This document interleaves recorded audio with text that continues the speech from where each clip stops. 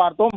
பாகிஸ்தான் ராணுவத்தினுடைய ராணுவ தளபதிகள் எல்லாம் அந்த நாட்டினுடைய தீவிரவாதிகளுக்கு, பயங்கரவாதிகளுக்கு பாகிஸ்தான் கொடியை போர்த்தி மரியாதை செய்து இறுதி அஞ்சலியில் பங்கேற்றிருந்த காட்சிகளை பார்த்தோம்.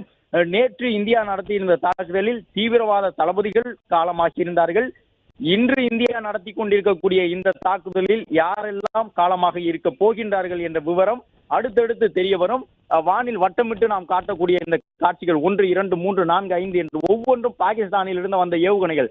ஆனால் அந்த ஏவுகணைகள் எல்லாம் நன்றாக மின்னும், ஒளி பிளம்பை கக்கும், சிவப்பு நிறமாக வானில் தெரியும். ஆனால் அடுத்த நொடி வானத்திலிருந்து கீழே விழுகக்கூடிய அந்த வால்மீன் எப்படி காணாமல் போய்விடுமோ அதே போன்று காணாமல் போகக்கூடிய காட்சியை பார்க்கின்றோம். அதுதான் இந்திய ராணுவத்தினுடைய வான் பாதுகாப்பு அமைப்பினுடைய தந்திரங்கள்.